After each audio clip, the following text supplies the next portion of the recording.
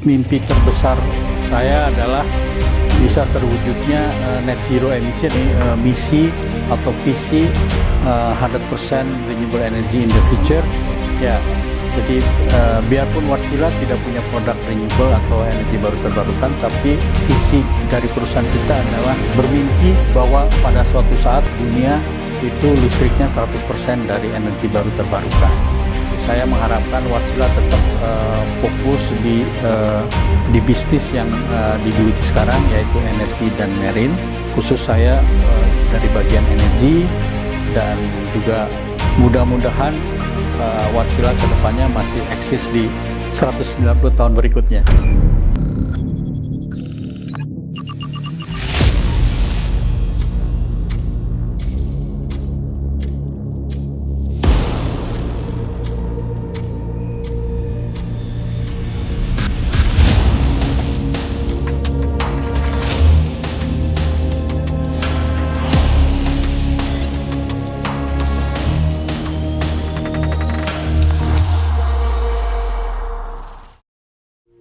Our story began in 1834 in the Karelia village of Wärtsilä as a sawmill. We designed and developed our first marine engines in the 1950s. 2 decades later, we entered into the energy sector. And it is during this time we started to pursue and research future fuels. As we entered the 21st century, we've continued to break boundaries. In 2015, we made it into the Guinness World Records for the unparalleled efficiency of our Wärtsilä 31 engine. And as of 2023, we stand among the Time's 100 influential companies. These milestones reflect how we have transformed into a global leader within the marine and energy industries.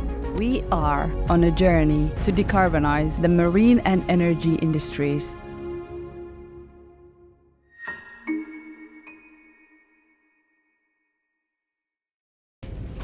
Halo Sobat Listrik Indonesia, selamat datang di podcast Bincang Listrik Indonesia. Bersama saya Chandra Wisesa, siap menemani Sobat Listrik Indonesia dengan obrolan-obrolan seru bersama bintang tamu spesial kita pada episode ini, yaitu Bapak Febron Siregar, Sales Director PT Wärtsilä Indonesia. Selamat datang Pak Febron di podcast Bincang Listrik Indonesia. Boleh disapa dulu Pak untuk penonton Listrik Indonesia.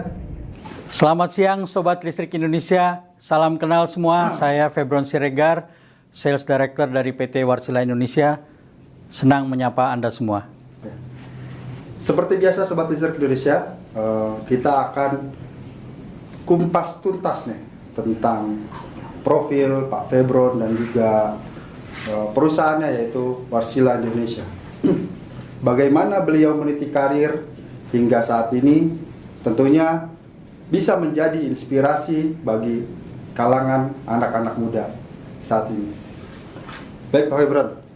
Siap Mas Chandra. Pak Febron, Pak Febron kan sebagai seorang profesionalis di bidang energi dan listrik nih. Kalau kita lihat banyak pengalaman Bapak di sektor tersebut. Mungkin Pak Febron bisa ceritakan nih, bagaimana Pak Febron awalnya meniti karir Pak, hingga sampai saat ini menjadi Sales Director di perusahaan besar seperti Wärtsilä. Terima kasih. Terima kasih Mas Chandra. Mungkin kalau boleh saya mulai dari background studi saya. Saya lulus dari TU Delft dari Nederland, teknik kemaritiman, dan setelahnya saya meneruskan juga di Curtin University di Perth, Australia. Jadi memang background saya di bidang teknik, dan saya memulai karir juga di perusahaan yang bergerak dalam teknik di industri oil and gas, industri mining maupun industri kelistrikan. Dan saya memulai karir saya mungkin di tahun 2000-an, dimulai dari perusahaan Swedia PT Alfa Laval Indonesia, dan kemudian sebenarnya pindah ke Wärtsilä Indonesia di tahun 2004 ya, di bagian service. dan setelah itu saya meneruskan di perusahaan Amerika namanya GE, General Electric, ya sampai 2010. Dan setelahnya saya juga bergerak di engineering di Worley Parsons, perusahaan dari Australia, bergerak di oil and gas. Dan setelah itu juga perusahaan Amerika, Paul Corporation, dan juga Pratt & Whitney. Dan di tahun 2015 Wärtsilä Indonesia waktu itu telepon saya untuk kembali ke Wärtsilä Indonesia. Dan sampai sekarang saya menduduki posisi Sales Director sejak tahun 2020 sampai sekarang. Berarti welcome back home ya Pak ya? Iya betul Mas Chandra. Memang Pak Febron ini tidak asing ya Sobat Listrik ya, kalau kita lihat di artikel-artikel online itu nama Wärtsilä pasti selalu ada nama Pak Febron Siregar nih. Selalu yang jadi garda terdepan Wärtsilä Indonesia ya Pak ya. Pak Febron, apa nih yang menarik dari industri yang Bapak geluti sekarang ini Pak? Mungkin yang menarik ya karena memang listrik di zaman modern ini sudah menjadi sesuatu yang wajib atau kita butuhkan karena kita mungkin terutama zaman sekarang kayaknya susah membayangkan tanpa listrik dan itu menjadi sebuah kebutuhan dalam kehidupan modern.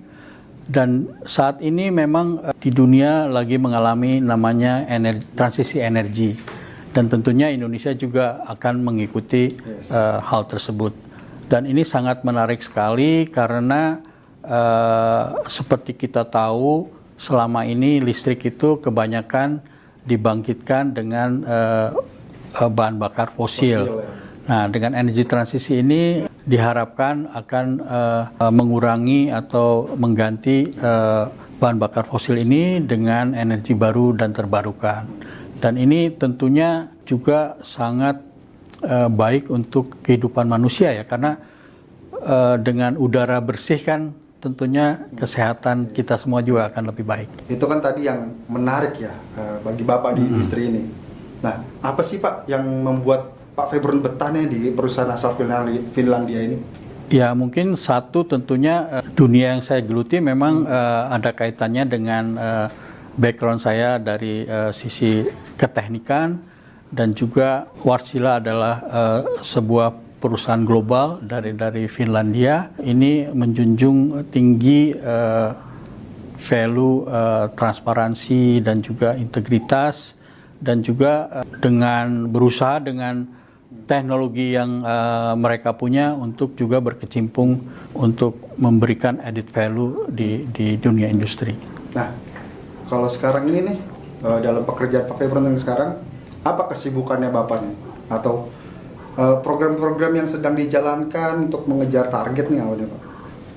Ya tentunya kita dari Wärtsilä Indonesia terutama di departemen saya yang berkecimpung di kita namakannya new build atau proyek-proyek baru. Tentunya kita berusaha untuk mencari opportunity untuk pembangkit listrik baru dari klien-klien kita dan itu memang membutuhkan proses yang cukup lama. Cukup lama. Ya. Pastinya kan sebagai seorang sales director divisi Bapak ini kan pasti penuh dengan tantangan, ya kan, kompetisi dengan pihak yang lain. Bagaimana ya Pak strategi Bapak nih agar Wärtsilä ini bisa sukses Pak? Saya rasa di semua bidang industri tantangan selalu ada, kompetisi selalu ada, dan saya rasa itu sudah menjadi bagian dari kehidupan berbisnis ya. Saya rasa malah kalau tanpa kompetisi malah mungkin tidak menarik, tidak ada challenge atau tidak ada tantangan. Nah, dan tentunya untuk bisa selalu maju, kita harus selalu bisa berusaha berada di depan dari kompetisi kita. Apakah itu dalam bentuk kecanggihan produk atau efisiensi yang lebih baik. Tentunya hal-hal yang kita produk kita harus berusaha lebih baik dari kompetisi. Saya rasa begitu, Pak. Memang apa Pak tantangan terbesar yang Bapak alami saat ini? Tentunya teknologi, karena kita bergerak dalam teknologi mesin, efisiensi itu sangat penting karena itu menentukan biaya berapa produksi listrik, sehingga tiap manufaktur dari mesin ini selalu mencoba membuat produk baru dengan efisiensi yang lebih tinggi lagi. Ya. Apa sih Pak yang menjadi impian Bapak atau aspirasi Bapak untuk membawa sebuah perusahaan yang lebih dari 1 abad ini ya Pak, lagi bergerak di Indonesia? Apa nih mimpi Bapak setelah Bapak welcome back home ini? Saya rasa tentunya mimpi terbesar saya adalah bisa terwujudnya net zero emission ya. Net zero emission. Mudah-mudahan saya bisa melihat hal tersebut, dan tentunya Wärtsilä juga mempunyai misi atau visi 100% renewable energy in the future. 100%. Ya, jadi biarpun Wärtsilä tidak punya produk renewable atau energi baru terbarukan, tapi visi dari perusahaan kita adalah bermimpi bahwa pada suatu saat dunia itu listriknya 100% dari energi baru terbarukan. Dan kenapa Wärtsilä mempunyai visi tersebut, biarpun tidak punya produknya, kita yakin dengan teknologi yang Wärtsilä punya dapat mensupport 100% renewable energy itu dapat diaplikasikan. Ya. Pak Febron, kita dan juga Sobat Listrik tentunya bertanya-tanya nih Pak Febron. Perjalanan bisnis Wärtsilä di Indonesia itu seperti apa sih Pak Febron awalnya? Dan juga apa proyek pertamanya nih Pak, first project yang dijalankan Wärtsilä di Indonesia? Mungkin Bapak bisa ceritakan. Mungkin itu sebelum zaman saya, tapi saya coba mungkin lihat dari sejarahnya ya. Kalau tidak salah, Wärtsilä Indonesia itu berdiri tahun 1978, namanya itu PT Stowindo Power, dan proyek pertama itu kalau tidak salah PT Wahyuni Mandira di Lampung kalau nggak salah itu mensuplai power plant 87 megawatt itu kalau nggak salah tambak udang di Lampung, dan pada tahun 96 berubah namanya jadi PT Wärtsilä Diesel Indonesia. Wärtsilä Diesel Indonesia. Iya. Itu first project-nya ya Pak ya, dan kemudian berlanjut hingga saat ini. Ya, sekarang berubah namanya tanpa diesel jadi Wärtsilä Indonesia. Ya. Pak Febron, saya ingat waktu sekitar 2 tahun lalu atau 1 atau 2 tahun yang lalu, di mana Wärtsilä ini mencetuskan atau mempublikasikan roadmap strateginya untuk mengarah net zero emission sebagai dukungan kepada pemerintah. Mungkin Bapak bisa jelaskan terkait strategi roadmap tersebut, Pak. Terima kasih Mas Chandra. Kalau tidak salah kita sebut itu namanya Rethinking Energy. Rethinking Energy. Dan kita melakukan studi ada di 3 negara, Indonesia, Vietnam, dan Filipina. Dan khusus untuk Indonesia kita mengambil sistem kelistrikan di Sulawesi. Dan kenapa di Sulawesi? Karena di Sulawesi sudah banyak pembangkit wind turbine atau PLTB ya. Pembangkit listrik tenaga bayu. Kita mencoba mensimulasikan dengan menggunakan software yang namanya Plexos untuk mengetahui ke depannya kira-kira untuk mencapai net zero emission di 2060 itu apa saja yang diperlukan. Dan itu saya rasa reportnya available, bisa di-download, bisa di-search dan bisa di-download di website. Sangat membantu sekali ya Pak ya? Ya, betul. Pak Febron, sebagai pemimpin di Wärtsilä Indonesia, kalau boleh kita kaitkan dengan keluarga, apa nilai-nilainya yang bisa diterapkan di kepemimpinan Bapak dalam keluarga Bapak atau pada anak Bapak? Ya, terima kasih pertanyaan Mas Chandra. Seperti tadi saya kemukakan, kebetulan background saya dari studi adalah teknik, dan saya juga berkecimpung di industri kelistrikan yang banyak berkecimpung dengan teknik juga, dan terutama bekerja di Wärtsilä banyak value-value yang sangat berharga, yang selaras dengan value-value yang saya terapkan di keluarga saya. Dan kebetulan sekali saya punya 3 anak, dan ketiga-tiganya akan menjadi, 2 sudah menjadi sarjana teknik, 1 lagi akan menjadi sarjana teknik. Putra putri Pak? Putra 1, 2 putri. Oh, dengan jurusan yang sama atau? Yang pertama putra teknik elektro dari UI, yang kedua teknik biologi dari ITB, yang ketiga sekarang putri lagi teknik kuliah teknik perkapalan di UI. Di UI ya. Ya. Wah. Apa tuh harapan Bapak kepada anak-anak Pak? Ya, harapan saya mereka dapat juga berkontribusi dengan pendidikan mereka. Anak saya yang pertama kebetulan kerja di Finland sudah 2 tahun. Dan yang kedua sekarang kerja di Danone di perusahaan Prancis. Ya. Wah, di perusahaan-perusahaan besar semua ya Pak ya? Nah, ya Pak Febron, menarik sekali nih tadi cerita Pak Febron soal keluarga dan anak-anak ya Pak Febron ya. Nah, kalau boleh tahu Pak Febron, hobi Bapak dan juga daily activity Bapak itu seperti apa sih Pak? Bagaimana Bapak membagi waktu antara pekerjaan dan juga keluarga? Seperti apa Pak? Ya. Kalau hobi saya sih jalan-jalan sebenarnya Pak, dan traveling dan dengan keluarga, dan ya karena memang kan waktu saya banyak untuk bekerja, jadi waktu dengan keluarga itu sangat spesial. Dan kalau keseharian saya ya pagi-pagi saya, apa kata orang, saya early bird ya Pak ya. Karena saya bangun pagi jam 6 sudah di gym, dan saya olahraga dulu, terus shower, terus ke kantor, kebetulan gymnya dekat kantor, terus ya bekerja sampai sore, terus kembali ke rumah untuk ketemu keluarga. Keseharian itu. Kalau jalan-jalan sih yang paling masih saya ingat itu, kalau nggak salah 7 tahun yang lalu saya bawa ke keliling Eropa naik mobil. Naik mobil Pak? Ya, jadi kita sewa mobil dari Amsterdam terus ke Roma, balik lagi ke Amsterdam. Ya, sembari mengajarkan anak ini juga ya Pak, negara-negara. Ya, waktu itu saya memang sekolah di Belanda, jadi saya bawa mereka untuk lihat tempat saya sekolah dulu. Pak, listrik nasional ini kan sudah memasuki usia ke 79 tahun, dan juga kita mempunyai pemerintahan baru.